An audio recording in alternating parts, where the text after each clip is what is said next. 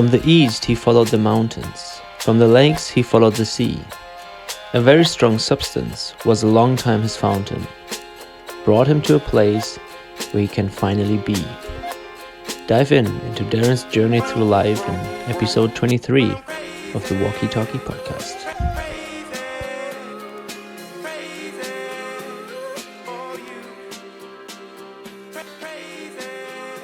Good, WalkyTalkyPodcast is recording again after a long summer break. I find a very special spot and a very nice guest.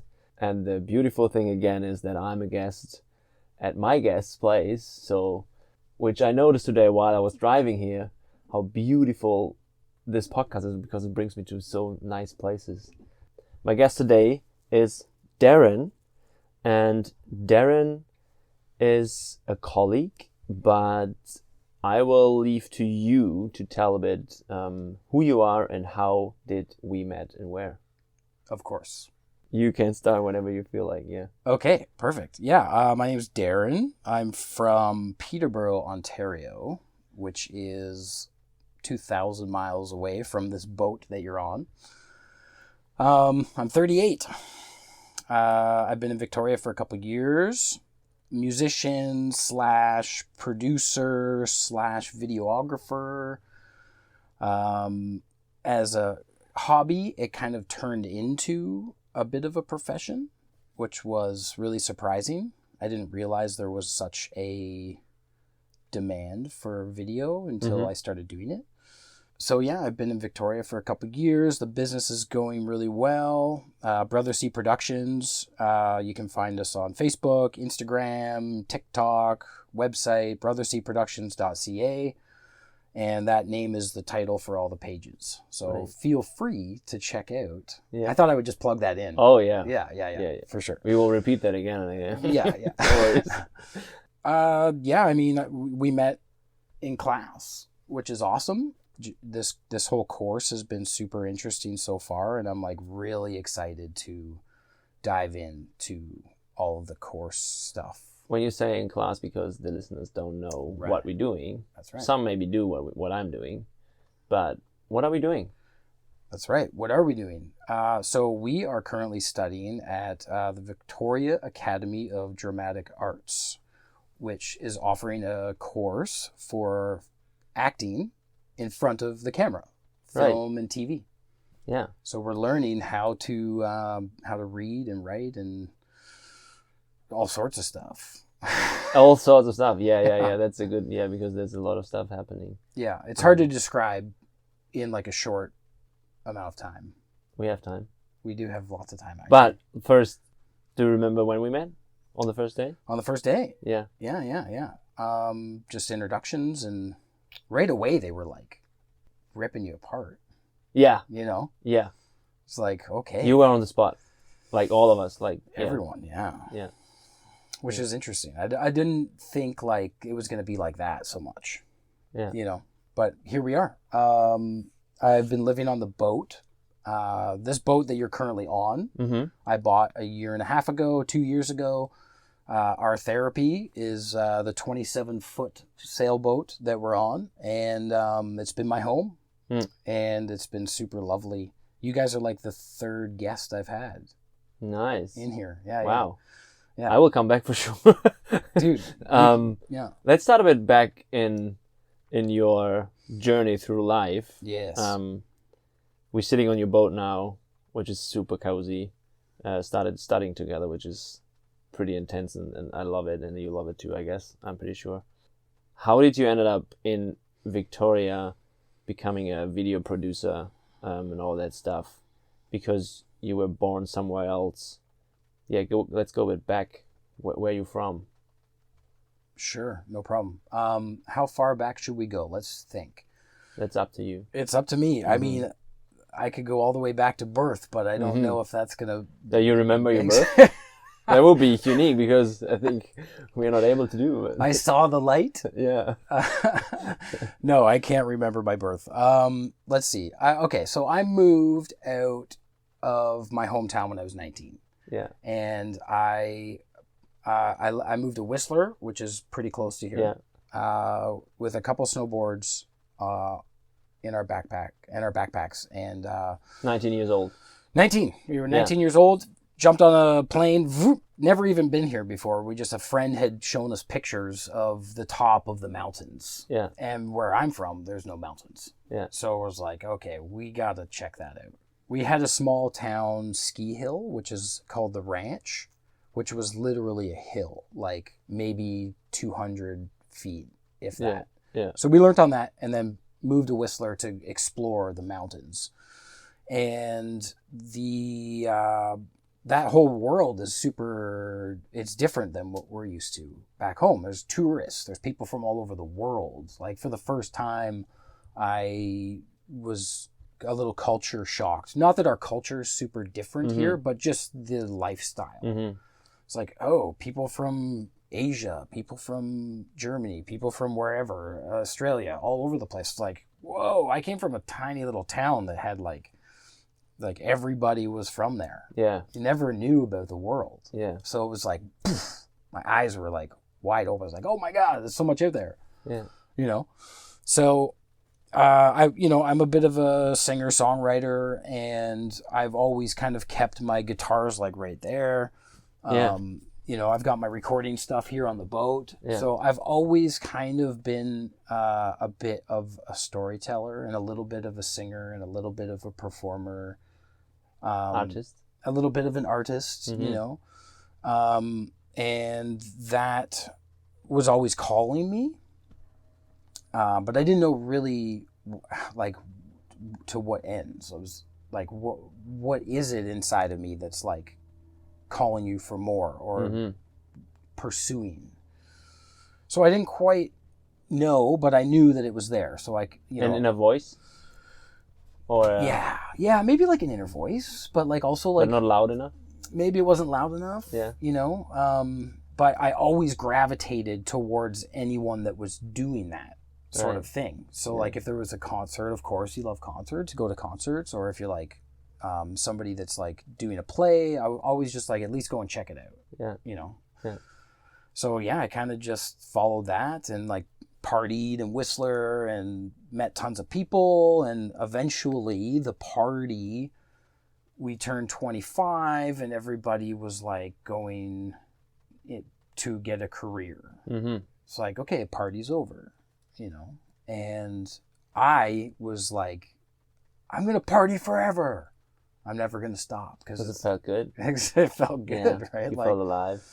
Yeah, exactly. So what were you doing when you were 25? You still were in Whistler? Yeah. So 25, the Whistler party kind of ended, and I actually ended up moving back to Peterborough, where my family was. To Ontario? Back to Ontario. Yeah. Back to Ontario. And at that time, my friends and family were a little bit concerned about what I was doing with my life. You're 25 years old. You haven't figured it out by any means what you want. Yeah. But the behaviors of heavy drinking, being isolated, not being able to talk about your feelings, all that stuff I think was like pretty obvious. I didn't know what to do except for how to have a good time, in quotations. Yeah. So that was kind of like, I moved home, and I ended up taking like a solar panel course, and then I ended up moving to Edmonton, and then I started working in the oil and gas industry. As what? As a pipe fitter. Okay. So it's like heavy industrial plumbing. Yeah. Right? Big machines, do. So I started doing that as a career because there was lots of money in it. Yeah. And there was like and where I was from, there wasn't a ton of opportunities to get ahead so much, right? Yeah. The jobs were drying up, do. So I started doing that, and then I was living in Edmonton for like 4.5 years, and I was like doing the apprenticeship. I went to school and getting all the hours that you need to get your ticket, your journeyman ticket. But in that time, I was on my days off, I was still drinking a lot. And Okay. I wasn't super happy with what I was doing, but it was money, Yeah. you know, and it was a purpose. Yeah. It was a purpose. It was like, you're going to have a house. You're going to have everything that you are supposed to have. So the money can bring you somewhere what you want, Yes. Yeah. but not sure what it is. That time, like there was no big goal. Like, okay, if I have that money, I do this. So it just was kind of a vision thing, or Yeah. I don't know. I guess I never really knew, other than that I was creative, what I wanted to do. Mm-hmm. So I kind of just kept working until I was at a point where I was comfortable. And then I was like, okay, now what am I going to do? Right. You got the trade, you've got money, and you want to live somewhere that you're super happy. So I left Edmonton. I moved to Vancouver. Yeah. And I was there for 2 years. And I was working at a company called C-SPAN, building ships, big shipbuilding company. Yeah. So still doing that, but still excessively drinking, like weekends, after work, do all the time. And I guess looking back now, I wasn't super happy with what I was doing in my life. Mm-hmm. So in order to cope with why I wasn't happy with my career or my situation, Yeah. I would cope by just drinking and drinking and drinking. And Yeah. just kept going on and on. Flush it down. Yeah. Can you say that? Flush it down. Say that. What doesn't make sense? I guess you could say like you're like burying your problems. Yeah. You know. Yeah. That's like coping. I think it's tied in with like not being able to like express yourself as well. And I think it got to a point where it was like I couldn't even say that I was unhappy. Because you were not aware of yourself anymore. Well, I was aware. I was aware that I was unhappy, and I was aware that I didn't feel good, but I wasn't able to like say to my friends like, hey, this is really not like I'm really not good. Yeah. Everybody else is partying and everybody else is doing their thing, so it's like, how much attention are people going to put on me when they have their own life to worry about, right? Yeah. So that was kind of like the beginning of I've got to kind of figure out what I want to do because I'm not happy. So I left Vancouver and I moved to the island. And when was that? That was like 2019. Yeah. So we're 2024. So yeah, like 7 years ago, 6 years ago. Before we go in or continue there, I would like to know when you look back now, because you said you were like a heavy drinker for years. How did you see now, looking back, your pathway into that? I better say that it's very the journey of somebody that's like in addiction is very personal, and I don't like to generalize the topic, saying like this happened to me, so this is how it is for everyone else, because it's very personal. Yeah. So anyone that's listening to this that's also like maybe struggling on their own or having some sort of problem like that, right away I would just say like, if you can, ask for some help, even if it's just from a friend. Yeah. To start somewhere. Yeah, but whatever happened to you, it's just your individual story. Individual story. Yeah, there's no... I agree. Yeah, because anyway, so I'll just say that. But for me, it was like a really slow...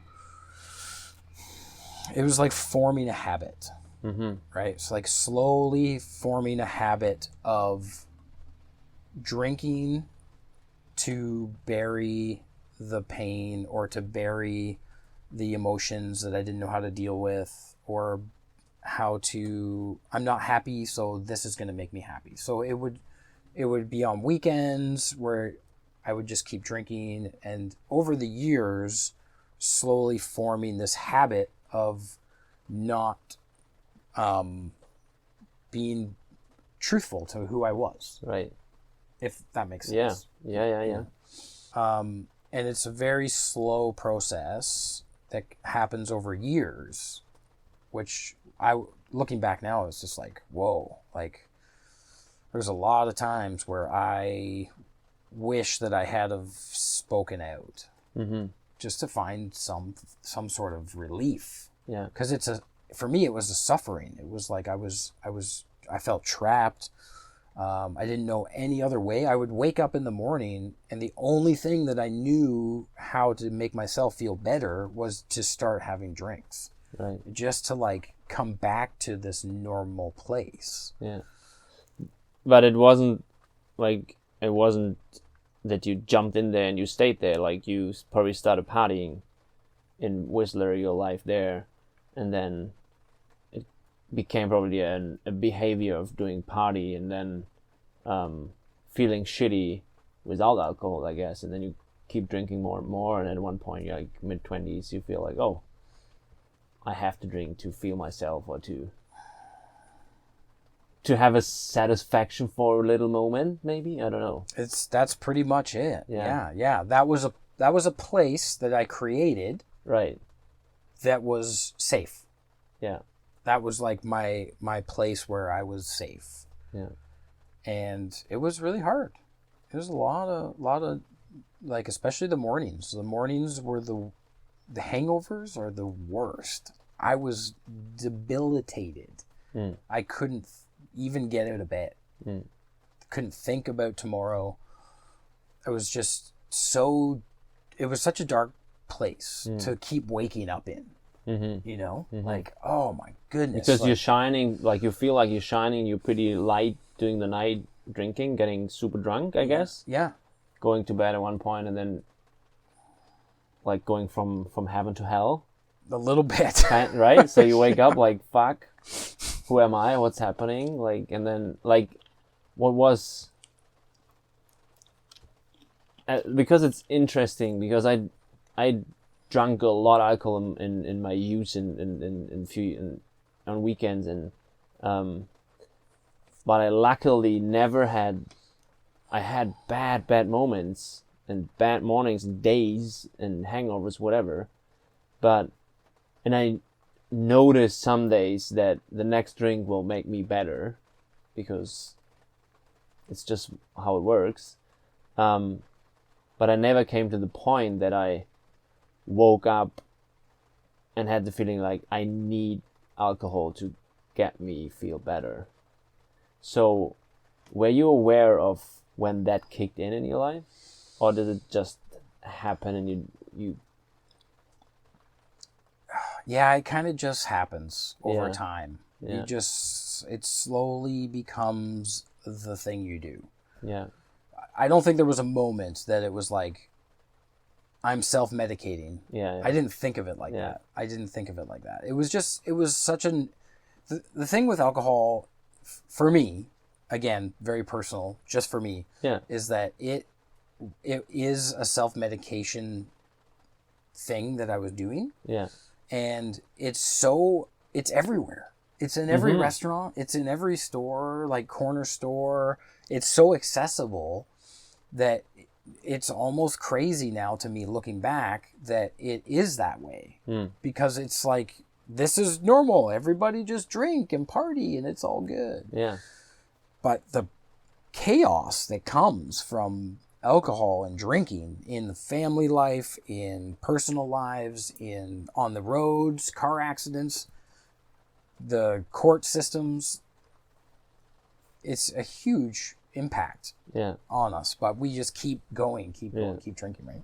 I really appreciate that you are here and open to talk about it, because I think it's a super important topic for a lot of people. Yeah.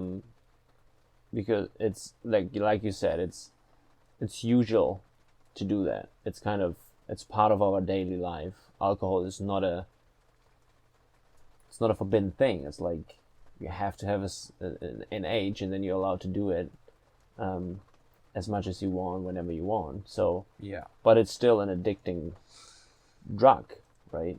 And which is often like gets swept under the carpet a bit, or a lot. A lot. Yeah. So that's why I appreciate a lot that you are happy to talk about it and share, of course, your experiences. I know that, so but I ask you because the listeners don't know. So how was your family drinking, like alcohol wise? Had it an impact or influence to your behavior, maybe? So I will say that the place that I grew up, it was pretty normal to drink on the weekends, you know, and that's kind of its own culture. Like we have like the beer store, and you drive in just like a fast food restaurant, and you order, and they open up the door and the window and they deliver your beer just like your food. So for me, no matter where I was destined to learn this lesson. It was like my own personal choice to consume the way that I did. It wouldn't have mattered if it was with my friends or with my family. My family did a great job of like monitoring us once we turned 19. And like I left, you know, but I've got 2 brothers too, right? And like we know you're going to drink. So we would rather you drink here so we can watch you. Right. Which I agree. Yeah. You know, like boys and girls will be boys and girls. They're going to go and get in trouble. Yeah. But they would rather have had it so we were more safe. While doing. Yeah. So, and my parents did a great job of that. They were always looking out for us and like making sure we were okay. Yeah. You know. But I also think there's a part of alcohol that like nobody really sees, and that's the dark side of it. If it develops into this for people, right? So like, I don't think now my parents would have allowed that if they knew how much I would have suffered because of that. Because of it, they probably would have been like, no, right? Because like, you don't want that for your kid. Yeah. But you don't think in those terms when you don't know. Yeah. And we don't know what we don't know. Yeah. You know, and that's not their fault. Exactly. Yeah. Yeah. Afterwards, you always know better. Yeah. Yeah, exactly. So, yeah, it's been a bit of a wild ride. Oh, yeah. Yeah. I mean, luckily here and now I'm talking about it and see it as a ride you learn from a lot. What was do you had a moment where you would say now that was my deepest moment while I was a drinker? Yeah, so that's called a rock bottom. The rock bottom. When you hit the rock bottom. When you hit the rock, yeah. Yes. So I actually had quite a few rock bottoms. And depending on who you are, that rock bottom... Sorry, I have to... Yeah, of course. Before we go to the rock bottom... Yes.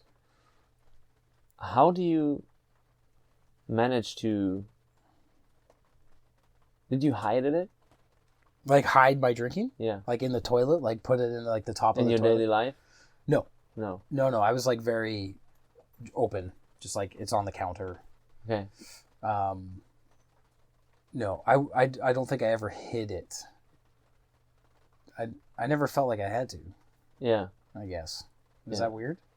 Well, it depends on which environment you are, I guess. Oh, okay. If you're in the environment where nobody really cares that there's alcohol around, you probably don't have to think about it. But if you're in an environment where you maybe feel like, oh, they could see that I have a problem, you probably would start hiding it. And the other question I have is financial wise, because alcohol costs a lot of money. Did you kind of work for it as well, or was it no problem to you to handle the financial part of? How much alcohol you need to get your fix?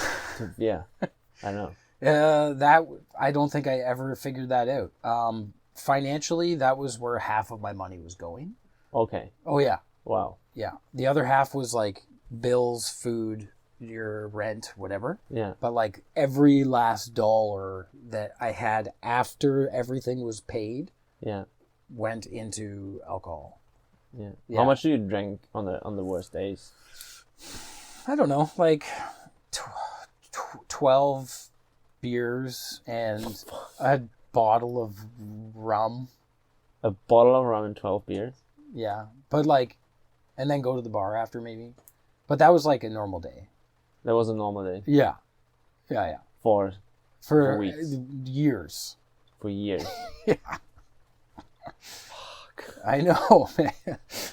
I'm laughing now because it's crazy that I did that, but it was a lifestyle. I was a champion drinker. That's what I thought. Like, how do you manage to like not falling into the water or not like, I don't know, get picked up by the police every night or whatever. Like, but it's crazy how what the body is able to to figure out, right? It's like, yeah. I mean, I would say I'm pretty good in hiding when I'm drunk. Okay. But like, this is a stage I never thought about. I don't know. I know that I never get there. Yeah. And I don't want to. But it's like incredible to hear that because I know how to drink a lot. But if I hear like drinking 12 beer and a bottle of rum every day for years. Yeah. Holy moly. Like, yeah. Yeah. Wow. And you don't avoid falling into the water. In fact, I fell into into the water a lot. Yeah. It's just, it is incredible looking back and going that's how I was. And I think you also used the word managing. Mm-hmm. I wasn't managing anything. No. Yeah. I was a stumbling around moron. Yeah. A lot of the time, like that is the part of the drinking that people would see at the end of the night. Yeah. Right. Oh, he's like wobbling. He's walking down the road. And we've all seen that. Yeah. Friends on Instagram, whatever. But the stuff that you don't see is what happens when you get home. Yeah. And that person is at home and then they're like drinking again in 4 hours. Like I would pass out and wake up in the middle of the night and start drinking again. Or I would wake up at 7 a.m. and then start drinking. Like it was all the time. It was constantly. It was like it was like I was consumed by it. Yeah. Right. And that's when I first heard about Alcoholics Anonymous, which is the group. What kind of people were around you during that years? I floated around a lot, so I moved a lot. Yeah. But I had partners that watched me go through it, and friends that were aware of it, And the thing with that is that everyone else is still trying to have a normal life. So like they drink on the weekends and I show up on a weekend. Mm-hmm. Well, everyone's drinking. So there he is. Mm-hmm. He's just part of the party, so most people didn't know. Most people didn't really know how much I was suffering. Right. And how would you? You don't really ask. I didn't know how to say it. Yeah. I if I did, if I could have, when I was like 27 or 28, I would have been like, something's wrong. But I just didn't know. It's really weird. It's a really weird phenomenon with alcohol. Even going into my first meeting, I didn't think alcohol was the problem. Yeah. And how weird is that? Yeah. I thought it was the world shitting on me. Yeah. You are the victim. I'm the victim. Yeah. Playing poor me. Yeah. This scenario, everything sucks. Yeah. It's the world is against you. Against me. Yeah.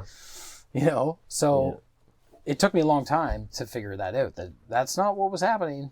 Yeah. Huh. Yeah. I know it's a puzzle.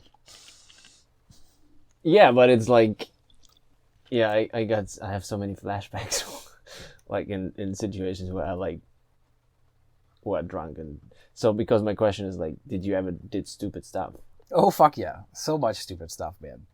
Because I'm pretty controlled when I'm drunk, or when I was drunk, because I'm not drinking a lot anymore. But, and then there's at some point, like my brain always starts thinking about funny stuff. Yeah.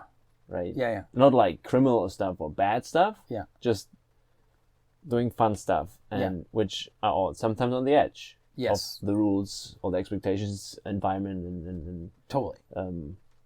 But yeah, did you? Yeah, what was your? Oh man, like line you walked on. I would do anything. I was a crazy person. I would streak naked down the street. Right. I would dance at clubs, take my shirt off, and like go around the bar. Just kind of like horseplay, like on the beach, just like rope swinging, or like, you know, entertaining, and just like, look at me, I'm being fucking stupid, and that was like a thing that I did, which a lot of people do as we grow up, and we look back, looking for attention, you know. So there's like embarrassing moments, of course, that we look back and go, oh, I shouldn't have done that. But that was before everyone had phones. So there's not like a lot of proof, which is awesome. Yeah, no videotape. No videotape, man. But I will tell a funny story. So this one time, there was this slide in Vancouver, and it was on the dock. And it was like, it was Canada Day weekend. And it was roped off. So you're like, no one's allowed on the slide. Because there's thousands of people, tens of thousands of people on the beach. And I swam out to this dock, and I got up onto this slide naked. And drunk. In front of thousands of people. And I started screaming the national anthem. I sang the whole thing from the beginning to the end. Oh, Canada. The whole beach starts singing along with me. And I'm just like standing there naked, right? And like, well, all the cops come out of the crowd and they start standing on the beach. And they're like, get off the slide. You're not allowed on there. It's roped off. And I'm like, no, I'm never coming down. They're like, if you come down right now, we won't arrest you. But you can't go down the slide.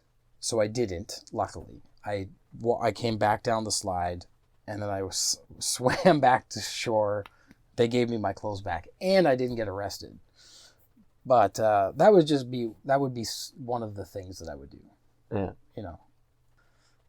Nobody had phones though, so that I'm so glad about that. Yeah. It was cold that day. But you know, I get that's part of just letting go of, I guess, that need to entertain in that type of weird way. So yeah, it was interesting. Yeah, for sure. I think there's a lot of stuff happened on the edge, and then you said like there's several times you came to the rock bottom. Yeah, the rock bottom. Oh, that's right. So that's the next part of it. So this is after the fun. Once the fun is over, unfortunately, the super dark side of rock bottom is waking up on the street. You know, in the middle of the night. Or like falling asleep at a bar at 8:00. You know. Or, you know, waking up in your apartment and like your room is destroyed, or, you know, or you lose a job, or you get fired. All these embarrassing, really weird situations that you put yourself in when you're just drinking all the freaking time. Yeah. You know, and you can't control it. Out of control, rock bottom. You know, and like that. It was okay. Like I was okay with it, which was another weird thing. I wasn't like at a point where I was like, this is bad. I thought it was funny. Yeah. I was like, you know, like it was very weird. Like I think another important thing to mention is like working, I'm not going to say with men, but when we're there's a culture of chaos that I think men create on job sites, and with each other too. When we're out at the bar and we're all drinking together, the way that we act and the way we talk about how we act when we're in groups of men, it's almost like encouraged to be the fuck up.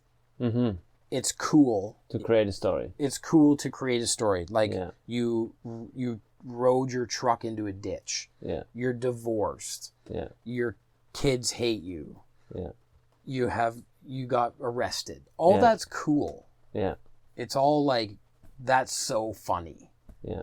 So me getting to these situations, me getting into them, when I was at work and talking about them with my colleagues, it was a joke. Yeah, you were the funny guy. You're a funny guy. Like, that's cool, man. Like, I'm so glad. Like, yeah. It's like, oh, that's awesome. It's really weird why guys do that. Yeah. So I guess I just never really thought about it too much, because everybody was like, it's all good, man. You got some likes. Yeah. For every weird thing you did. Totally, yeah. Shared, right? Yeah. It's like you got a joke. It was a joke for people. So I guess just over years, like, it finally caught up to me. And, again, with like the personal journey, it's all very hard to describe, but getting used to the rock bottom. Getting used to it? Getting used to it. Like, it's okay. It's not a problem. Oh, that's what happened? Yeah. Okay. Yeah. It's like, you're just like, it's no big deal. Yeah. It's no big deal that I got evicted out of my apartment. Right. The neighbors were there. They called the cops. Yeah. Fuck off. Yeah. That's like, I don't care, man. Yeah. Like, get out of my business, right? So, like, getting used to that type of behavior was part of it. Right. Okay. And I feel like it really, it happened. The groups that I've sat in, the stories that I've heard, that's pretty common, is that you get used to the chaos that you create. Yeah. So the piece de resistance, the last rock bottom that I hit was in an apartment here in Victoria. Yeah. And the person that is also included in this story would be also super happy to have me share it, because it was the beginning of both of our journeys to sobriety and recovery. Yeah. And it was 2 a.m. It was my birthday. It was March 19th. And we had been drinking for a couple months. We were like, partying together, just carrying on, going to the bars. And we were both very similar in everything I just talked about, how our lives were going. Yeah. We were both we met each other, and we were both the same type of person. Yeah. So we kind of enabled each other to continue doing the same sort of thing. Now your partner and you are, oh, it's all good. We're both crazy. Yeah. You're on the same wave. We're on the same wave, right? Yeah. But that wave came to a crash. 2 a.m, like, we got in a big fight upstairs in the top floor of an apartment building. All the neighbors could hear us partying and carrying on, and like, crash, boom, bang, do, and the cops come, and they're like, "What's going on?" There's tables flipped up.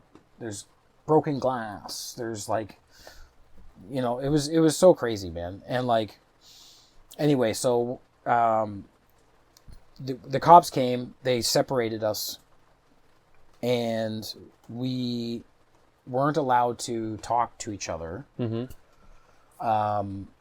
until they resolved the domestic issue, right? They had to figure out what happened, why it happened, do. So I woke up in the morning, and they came back to the apartment, and they let her come in and get her stuff, and then took her off, and then she had to leave. They gave me an order that said, you're not allowed to talk to her until the court date. Yeah. And that was like 4 months from the night that it happened but COVID just struck. It was full swing and everything was shut down. They're like, you'll be lucky if you even see her for a year. And they walked out. I had an apartment full of all of our stuff. COVID just struck. The rent was due. The job was gone. She was gone. The other half of the rent was gone. And I was like, what the fuck happened to my life? My partner just got taken away. She ended up going into a rehab program, luckily, and did that for like 40 days during the time we were apart. Yeah. And I'm like, what just happened to my life? What the fuck? Like, hello? Realization. Yeah. This is the worst you have ever felt. Yeah. In that moment. Yeah. Waking up and noticing that was happening. It's all gone. All gone. You got to find a new place to live. You got to figure it out. So it was just a shit storm of a time in my life. I had never felt so shitty, and I didn't know what to do or where to go. All my dreams, like we kind of started this company during that time also, which is like another interesting story. The company survived, and so did our friendship, and so did our love for each other and our healing journey. Yeah. That all took place when the cops and the court case, once it was closed, we were allowed to see each other again. Yeah. And we had to like, you know, when you fuck up or you break up with someone and it's really shitty. Yeah. And then time goes by and you need to see them again to like say you're sorry. Yeah. It's like, I have to, there's no way that you can't. We were just together for 2 years. And then this happened, so we were ripped apart. So we had to come back together and like talk and figure it out. Yeah. And in that time, the healing journey began for both of us. The day I quit drinking, the night I quit drinking, I was down the road at Dallas Road. Mm-hmm. It was like 10 o'clock at night, and I took my drink. I was still drinking after the cops thing. Yeah. So that's another thing. I kept drinking for like 2 more months, trying to figure out what to do. Finally, I was like, Before you go there, yes. did you ever had like thoughts or like depressions or like bad thoughts to give up on yourself and everything? Oh man, that's such a hard thing to relive, to think about. But yeah, there was a lot of, I don't know what I'm going to do. I don't know where I'm going to go. Yeah. I don't even know how to feel better. Yeah. I just I have no answers. I have 0 answers. Yeah. And like feeling that hungover, being that depressed, thoughts, I would rather be dead than actually deal with this. Yeah. Because I feel so crappy. Yeah. I feel so crappy and I just don't know what to do. Like, take me away. Like, I don't want to be here. Yeah. That was like the overall thing, right? Like, and again, for everybody, their personal journey is like very deep and very personal, but like that, luckily, I have a very loving background, family, like very deep rooted love. And I personally didn't have like suicidal thoughts, and like I didn't go that far, but I just didn't want to deal with what I had to deal with. Yeah. Which was quitting. Yeah. Quitting drinking. That's it. I just didn't want to do it. It's like, I love it. So there was a couple months where it was very difficult to like get out of that. Right. But luckily, like I said, I had a loving background, and I started to look at how, because if I don't have the answers, then where are they? Let's search. Right? Let's go out, yeah. I gotta find it. I gotta figure it out. Like, I at least make a phone call. Yeah. One phone call for 2 minutes just to talk to someone. Yeah. And so, anyway, before I go into that, I just like, that night, quitting drinking, I walked to the beach. It was a beautiful night.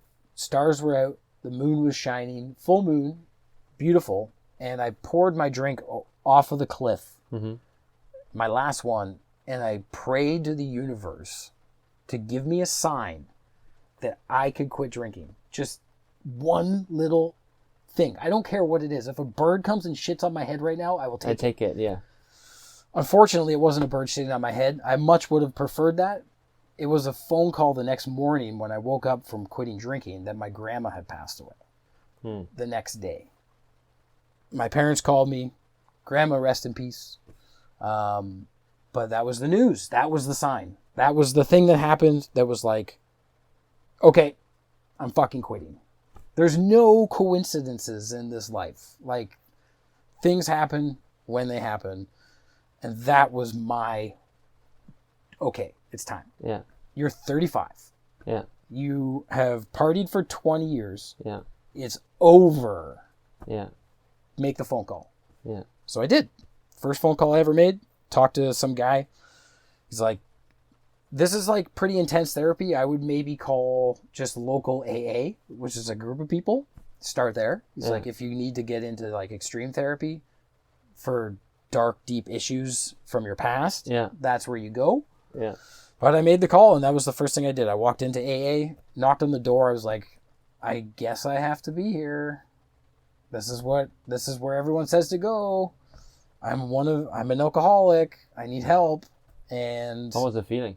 fucking scary, man. It was terrifying. It was like walking up to a church. Were you going drunk or No. I had quit. Oh, you quit. Yeah, that was it. I quit, and I was like, I need help. I gotta fucking talk to somebody.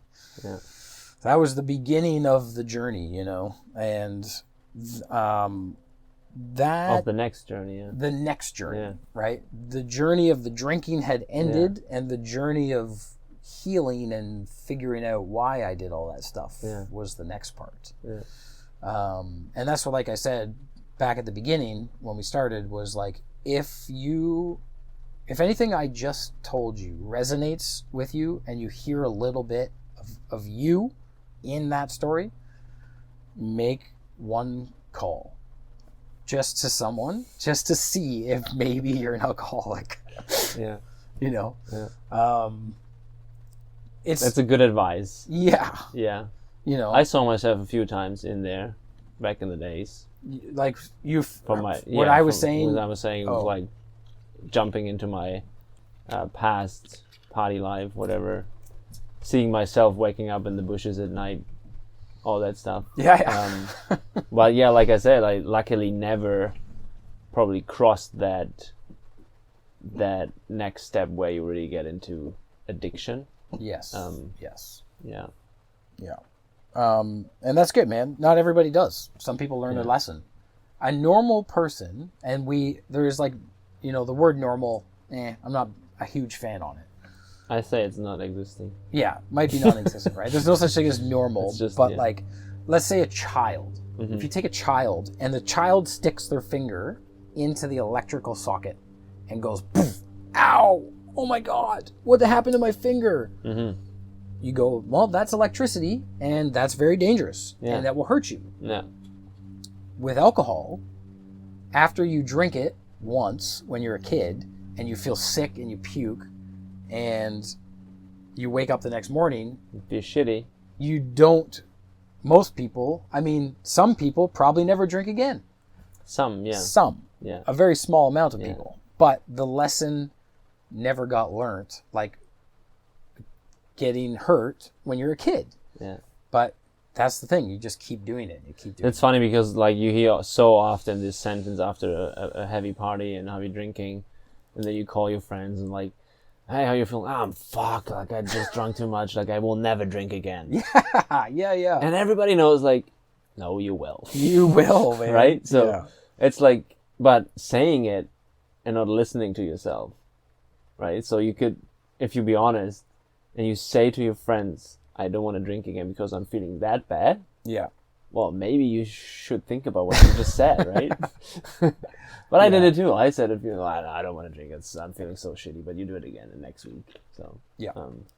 Wow. Yeah.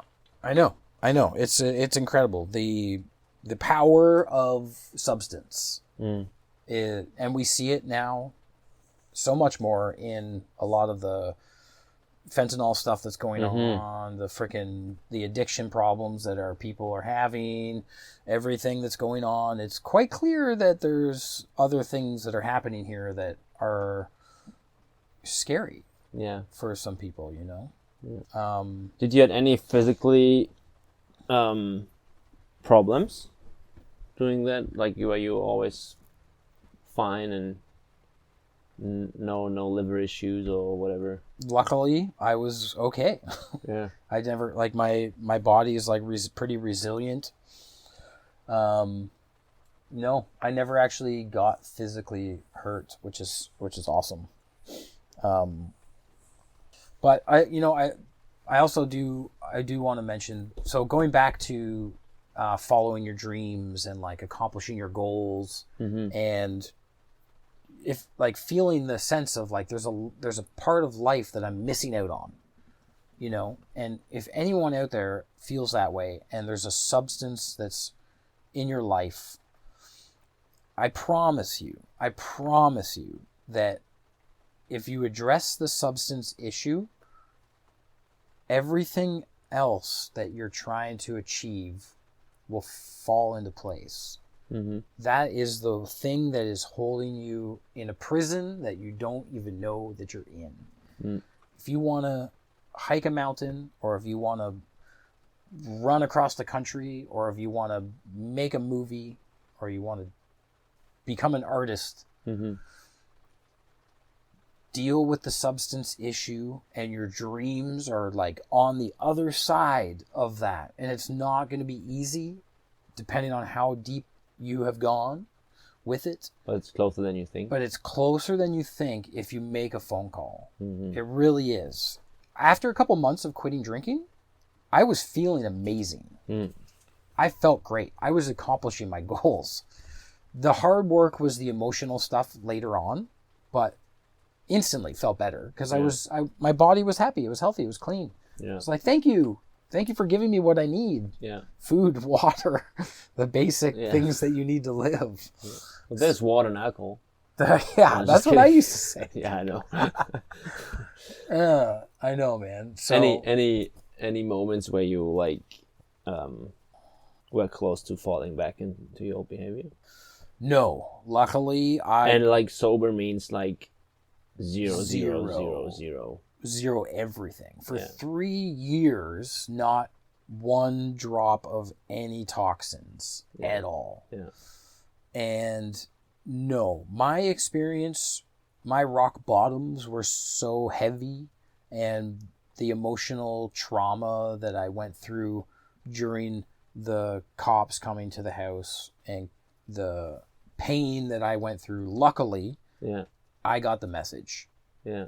If my grandma didn't pass away that day, I probably would have went back to drinking. That's how tricky alcohol could be. Yeah. But the message was very clear.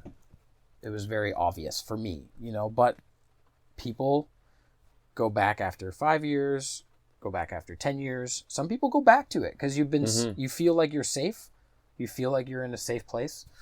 And that's where all the work of doing Alcoholics Anonymous keeps you on your goals. Yeah. Keeps you targeting. Yeah.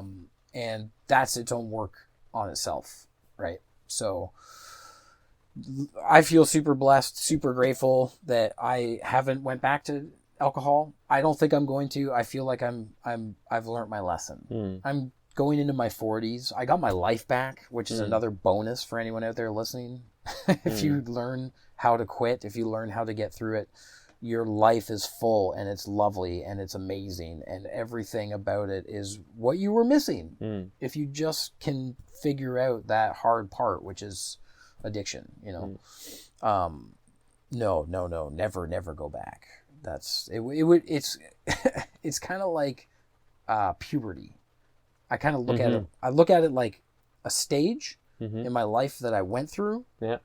And I got through it. Like it's uncomfortable going through puberty and like all the things that happen to you. And that was my next pubescent section of my life. Right. It was like I had to like live it. I had to feel it. I had to go through it. And then I had to like move to the next chapter, which is this chapter, which is wide open. Oh yeah, and that's a good connection here, because you said your boat. What's the name of your boat? Our therapy. Yeah. It's a very therapeutic place. Yeah. And that was part of the journey, buying the boat and moving into a place where I felt comfortable, and the pressures of affording everything in the city went away. Yeah. But yeah, so it's just to make sure, because you live on this boat. I do live on this boat. That's your home. This is my home. Since 2 years now. Yeah, it'll be almost 2 years. 2 years? Yeah. How's that? Life on the boat? Yeah. Oh. You feel drunk sometimes when you move, when you shake? You know what? It kind of does. When you get up and you're like walking on land. Yeah, no. Boat life is like, it's very comfortable. If you've ever lived in like an RV or whatever, it's pretty sweet. It's quiet. It's nice. I like it. You drove around a bit? Or you just stayed in the harbor? I've went to a couple places. I went to a couple islands last year. Putted around. It's very sweet. Once you get off the land and you kind of look around on the ocean, like everything's way different. Everything looks different. Like you're in a every different second. place. Every second. Yeah. Yeah, it's lovely. So we'll have to go out once I get that propeller. Once I get that propeller fixed. Yeah, for sure. Yeah. When's the last time you drank? I had 2 glasses of wine yesterday. Or when's the last time you got drunk? Drunk? Yeah. I can't remember. Oh, nice. That's good. Actually. Probably like really drunk. I can't remember actually. Wow. Sweet. Good for you. Yeah, no, I'm getting like, when I drink these days, I drink 2 or 3 glasses of wine or beers, and then I'm so tipsy and happy. Yeah. Like I don't need more than, and I know myself now that it's not gonna make things better, because I figured luckily out that I can enjoy live moments, parties, dancing, everything. I can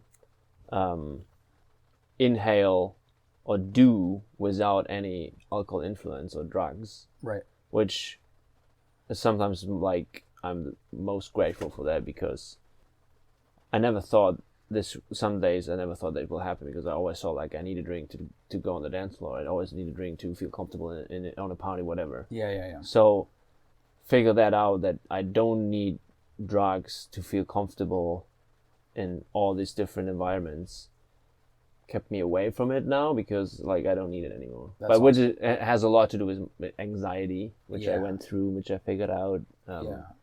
And then, being more aware of yourself helped me to stay away from it, because life is so fucking intense. Yeah. Sober. Yeah. That I sometimes say I don't need any drug, because life is drug enough. If you have the right perspective and the right connection, totally. Like you don't need any drugs. Just right perspective, right moment, be aware, look out, and inhale, and like, wow, that gets me high. Yeah. Right. So luckily I can't remember when I was the last time drunk. That's good. Yeah. That's good, man. Yeah. So you turned your life out of being a very crazy alcoholic into a stage, I would say, at the moment you kind of on the way to have therapy and work your way back into your life, your decisions, your things you love, following your dreams, whatever that was, living on a boat, which called therapy, doing an acting study, which we said already a few times, it is kind of therapy as well. Totally. Because it is intense, it is about us, we have to get naked, we on the spot, we have to open up ourselves. Yeah. Is there anything at the something in your daily life at the moment where you struggle with? Oh, no. I mean, just the nerves of being in front of people. Oh yeah. A little bit. Yeah. Right? But that's like stage fright. I think it's a little bit like stage fright, you know. Right now, like, every day just gets a little bit nicer. When I wake up and I'm not hungover, like, every day is a good day. Yeah. But right now, am I struggling with anything? I wouldn't say struggling. I used to suffer. Yeah. Now, like you just said, I look outside and I'm like, holy shit, this is cool. It's overwhelming sometimes, but that's life. It is overwhelming. Yeah. But no, man, once I started meditating, exercising, and doing what my spirit wanted, following my call, whatever that is for people. Once I started really diving into what I want to do with myself and honoring what gifts I have. Yeah. That's when everything kind of started opening up and like becoming very, they call it like the flow state. When you're on your path and you're doing what you're supposed to be doing, life is flourishing for you. Yeah. You know, and like, I know exactly what you're talking about because it's exactly where I'm since I left Germany. Right? I'm in the flow. You're on your path. Yeah. Where you're supposed to be, you know? And that's an incredible feeling on its own. Like, if anything is worth quitting drinking, that was finding that. Yeah. Like, oh my God. Yeah. I like feel so lucky, you know. I'm not rich. I don't have everything, all the toys and do, but the meaningful things, like doing a podcast or like making a music video or taking an acting class. That's stuff I always wanted to do. And I never knew how to do it, or I never took the time to learn how to do it because I was always busy drinking. Right. It was like 90% of my time, man. It was like I had this whole life built around drinking. And when I took that away, that day I quit, I had no idea what to do. I was like, I've got 15 hours a day where I don't know what to do with myself. Yeah. So I had to start doing those things, which is crazy now looking back that it was like that. But all that time, you know, it's very hard to make a music video. There's a lot of steps. You got to write the song, you got to record it, you got to do this, you got to do that, you got to do that. Learn all these things. 50 hours, 60 hours learning, 60 hours making it, whatever. That's all time that I now had to figure it out. Yeah. Figure out the program, figure out the camera, figure out how to run a business. Yeah. All those things that, like, I never would have done. I never did do, but I wanted to do them. So, you know, here we are. Back at school tomorrow. Back in school tomorrow. No Zoom, hopefully. No, Zoom sucks. Always impressed me is like how you manage all your relationships around that. If people talk about that, like like you said, like you could hide during the week, and then on the weekends, kind of normal to get drunk, whatever. And that nobody can really get into you close enough to figure that out, right?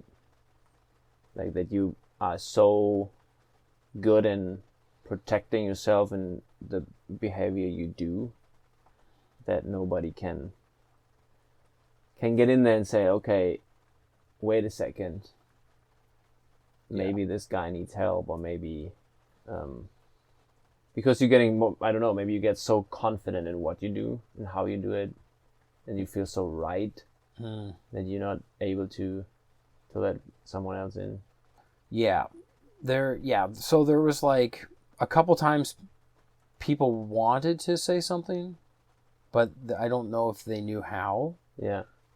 And like there was like general concern, like this is what he's doing, but nobody really knew how.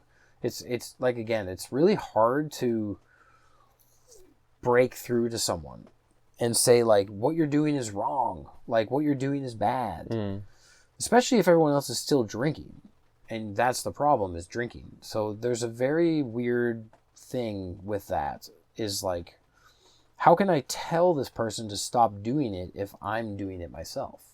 It's like a contradicting, or you're... So you think it would be helpful if the person who gives advice or tries to break through to you is not drinking at all? It would make more sense.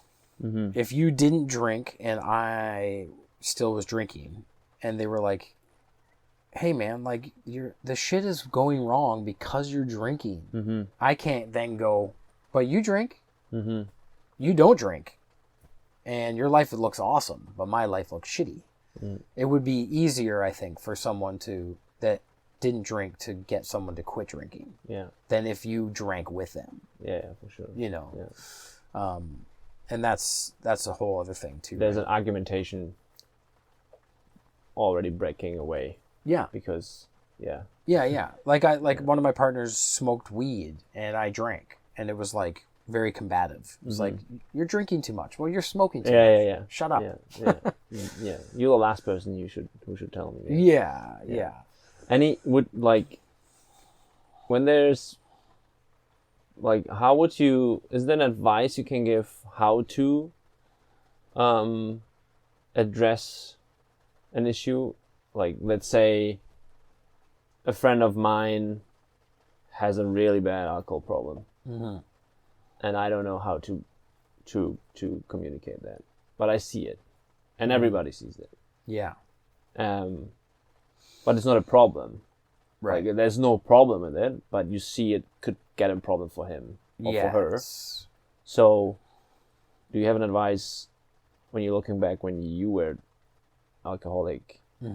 What would be helpful if people out there are having this situation? What can you do? That's a tricky one. What comes to mind is asking someone asking them how you're doing, or like, just like, I know that you're drinking a lot, and I know that it's hard, and I know things aren't going great for you. How are you feeling? Like, what's going on with you? Because it's really hard to describe to someone if they're not like showing genuine care for you. Like, hey, like, come on in, sit down, like, what's going on?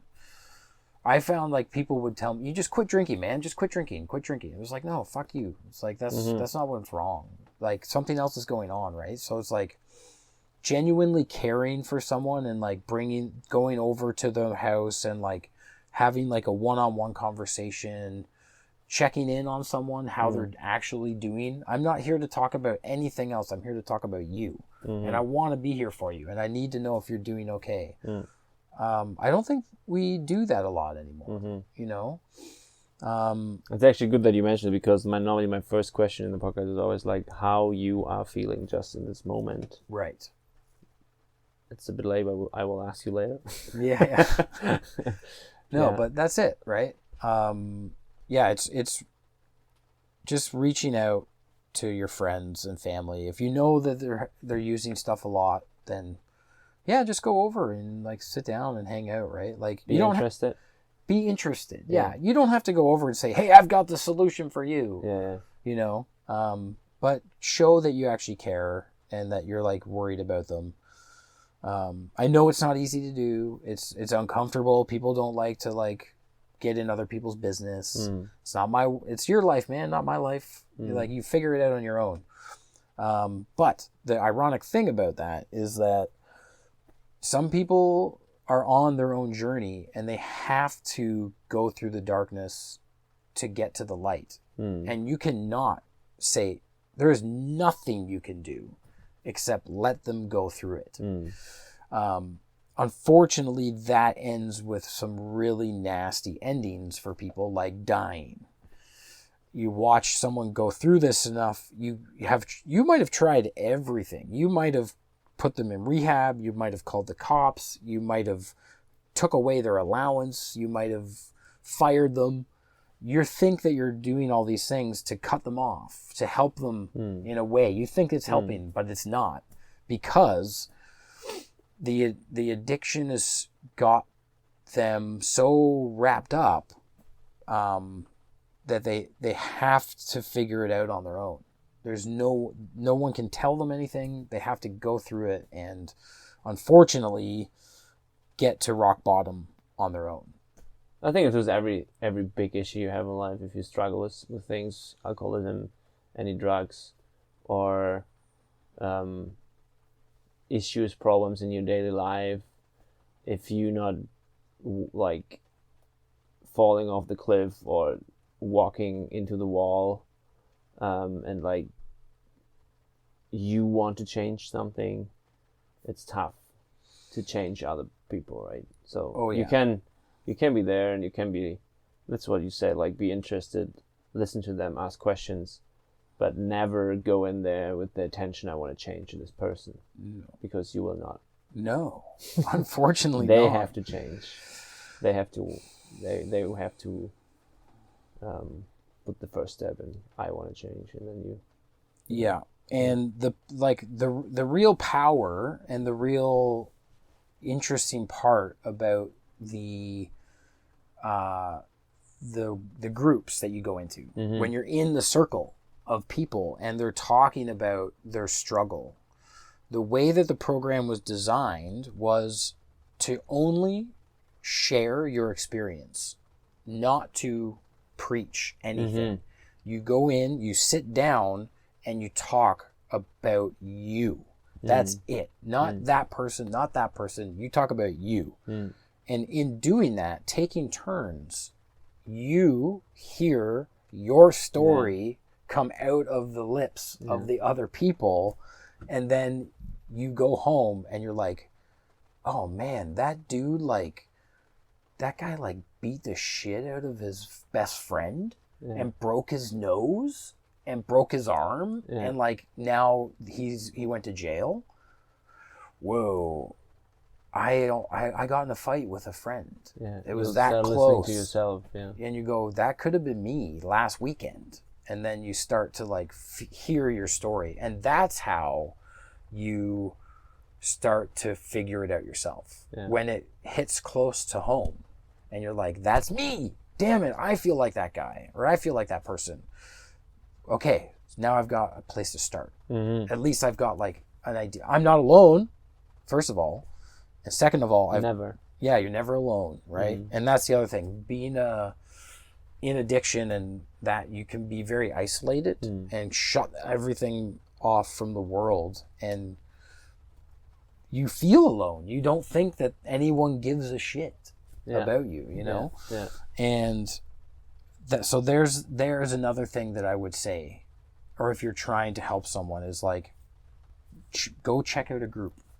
Even if you're not sure, even if you don't think it's for you, you don't. And the beautiful thing now, I know we don't like Zoom so much, but like you can literally go online and just listen at any time to a meeting from all around the world. You can dial into Alaska and listen to absolute strangers talk about sobriety. Yeah. You can put on a WalkyTalkyPodcast and listen to random people like Darren. Yeah. Yeah, and you might just hear your story. Yeah. You know? Yeah. I hope one person listens to this and is like, that's me. Yeah. Dude, if that's you, person out there in podcast world, go to AA, make a call. You know? Yeah. But it's your own journey, you know? Like it's very personal, and that's it. I hope that talking about it, and you know, another thing too is like, I don't like to genderize, you know, especially nowadays. It's like, oh, men this, women this, there's a whole thing going on. But for me personally, my experience is I didn't like fucking talking about my feelings. Yeah. I didn't want to talk to anyone because I'm like, it's uncomfortable. It feels gross. I don't want to open up in front of people. And that culture I was talking about earlier, like on the workforce and whatever, the reason that communication is broken and it's encouraged to be a fuck up is because most of those people aren't interested in talking about their feelings. Yeah. You know? Yeah. So like, that's why men's groups are so powerful. Yeah. Because you go in and like a guy can talk to another guy without having to put on the this front of like, I'm a man, I'm super strong, nothing hurts me. How do you feel? How do I feel? Just now. Oh, I don't like doing that. No, like just sitting here with me, talking about life. Oh, it's the best. Rain outside. It's the best thing ever. The feelings inside you. Yeah, it's like super happy. I'm just like connecting with someone else and being truthful about who I am. It is empowering. It's like it feels good to like say my truth, speak my truth, you know? And that was something I was missing. That's the ferry, or the ship. The ferry to Port Angels. Yeah. So what were you saying with the feeling you were missing? Or the Yeah. The feeling, like the empowering feeling of like saying who you are, what you are, why you want things. That's part of the communication that comes out of you that I was, I guess, afraid of, maybe. I didn't want to talk my truth. I didn't want to like open up and, hey world, this is Darren, this is who I am. Because maybe they're not going to like me, or maybe I look stupid or whatever. But I looked a lot stupider with my pants around my ankles walking down the street than I do just being myself. You know? Yeah, it's just like, it's a lovely interaction. And you genuinely care about people, which is nice. Yeah. You know? So that's rare. That's hard to find. Yeah. Sometimes, you know. But I think when you're on your path and you're doing the things that you want to do, that's when you attract the right people. Because you're open and you're like, your magnetic field is lined up and you're like, whatever you believe, it doesn't matter. But I personally have experienced now bringing new people into my life. It's the right people. It's not the guy that's you're drinking with at the bar that you don't even know. Yeah. You know, it's like you're actually meeting people who align with you on your trip, on your journey. Yeah. You know, and that's worth everything too.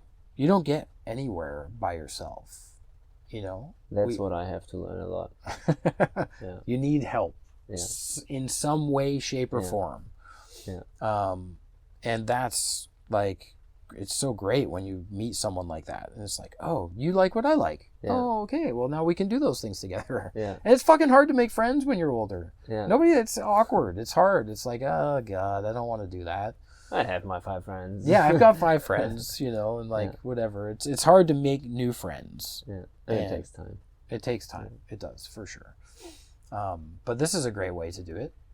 You know, that's actually funny to say that, because I feel like all the people I had on my podcast, I try to walk through life and encounter people every time as friends. That's what I try, because there's this great sentence from Buddhism says, "There's no foreigner. There's only friends you don't know yet." Oh, right. And this sticks in my brain since I read it.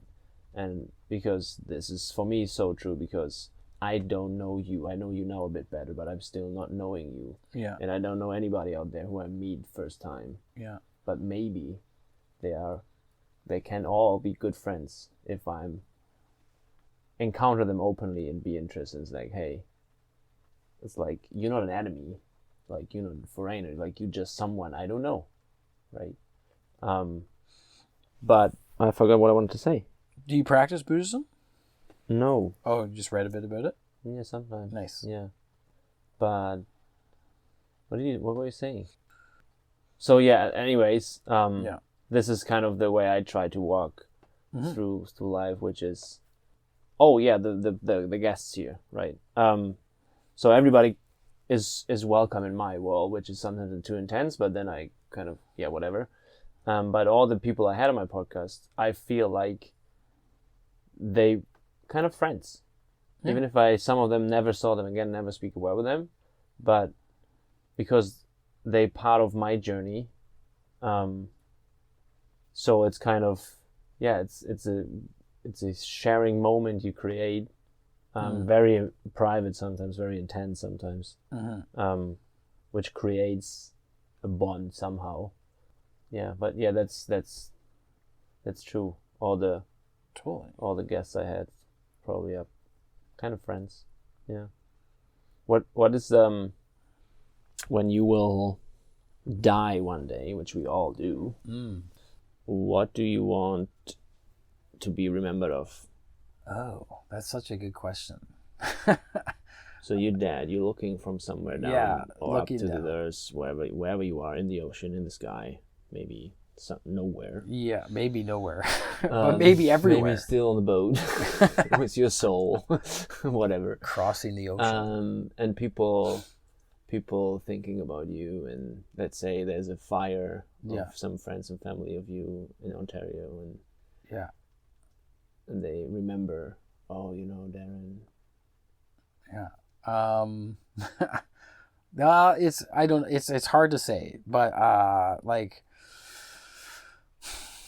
maybe that I really like leaving something behind, like artistic, like something to show that this world was like really interesting or it was exciting for me. So like I'm still kind of like maybe that I was okay, here it is. That I was brave enough to quit drinking and follow my passions. That would be good. If that was the only message that I get to leave behind, so be it. Because it was such a huge part of growing up, and there's still lots of growing to do. Like, I still feel like I'm 20. I'm still that 20-year-old kid. I'm just like, my body's a little bit older and my gray hairs are coming through, but I don't feel like old. I'm like, I just learned this lesson. So like that I was brave enough to like do what I wanted to do, not that the things that drinking told me that I should do, but I think it's also like super interesting, people that leave like monuments in their name, like the Taj Mahal or like the pyramids or whatever. Like if I could leave something like that, that'd be pretty sweet, but I feel like that takes a lot of money. Like a structure or a really structure, or could it be a song, or a song? I can leave songs. I've already got some songs out there. It could be a movie. Maybe a movie, right? So there's lots of like, it doesn't have to be a building or structure. No, it could be something. But it'd be pretty cool to actually have just a statue of you that would last forever. But I'll leave some stuff. I'll leave some stuff. I don't know what I'm going to do with my the rights to my stuff though. That's the thing. I can take care of it. You can have it. But you're going to die just after me. Like, it's only going to be a couple years. Yeah, maybe. Maybe. What about you? Earlier. What about you? What would you? I love that question to ask, but not to get asked. Oh, okay. Because I feel like I'm not there yet to answer it. Right. But anyways, you asked me back, so I will answer it for now. Yeah. How do I want to get remembered when I die? I think very important for me is when I die and people thinking about who was this guy, that I showed everyone who knows me that that life is good and nobody like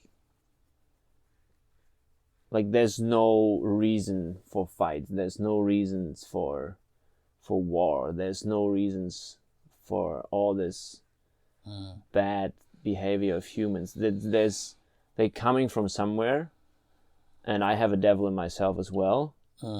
Everybody has it, but if I show with how I lived life that positivity, peacefulness, freedom, love is better than all the other stuff, then I would be pretty happy. That one's better than mine. There's no judgment.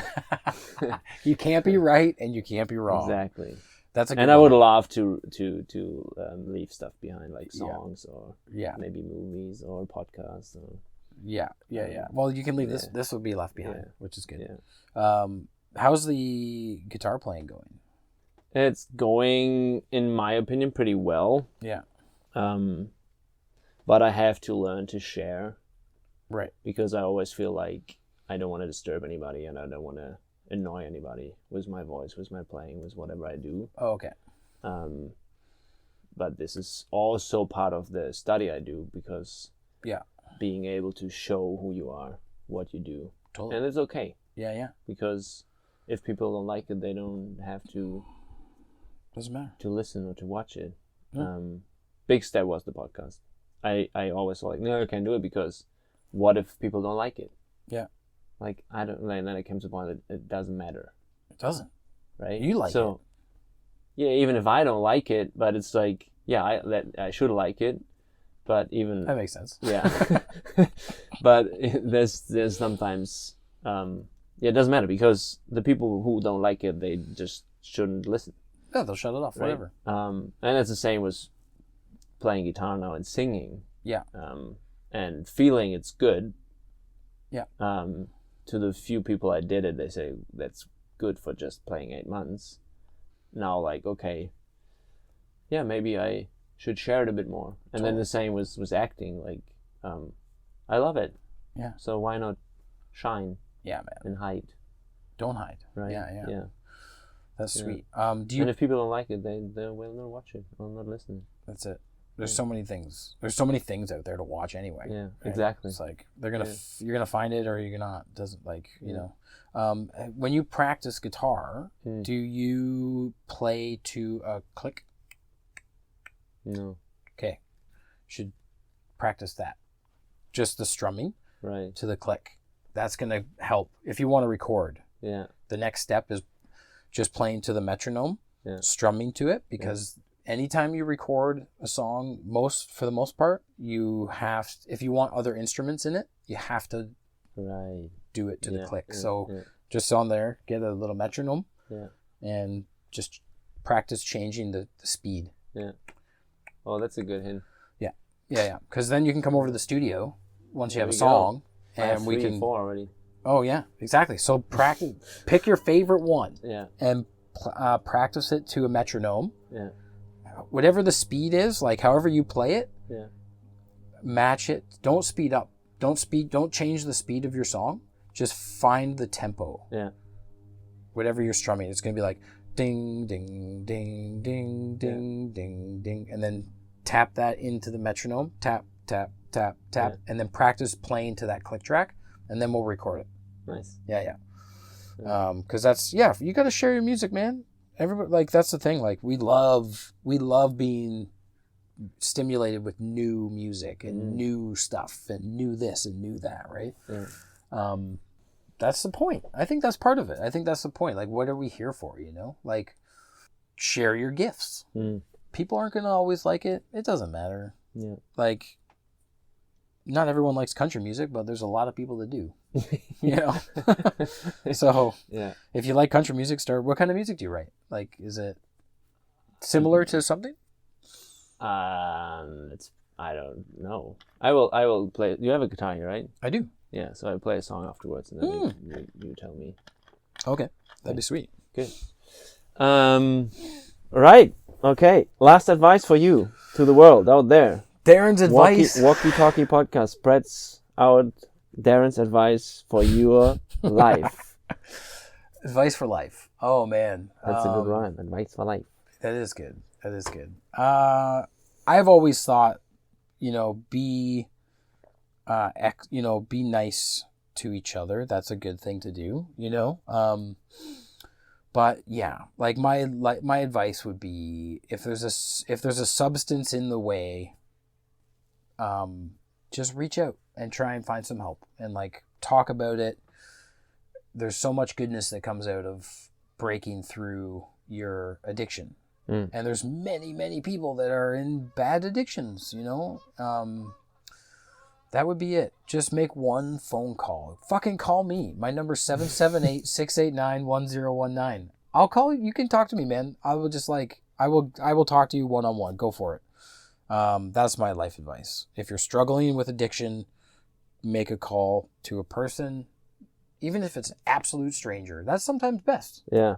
You don't have to know them. You. They don't know you, man. Just call a random person. They'll talk to you and they'll be like, yep, here's what to do. Yeah. And that can be, that one phone call could change your life.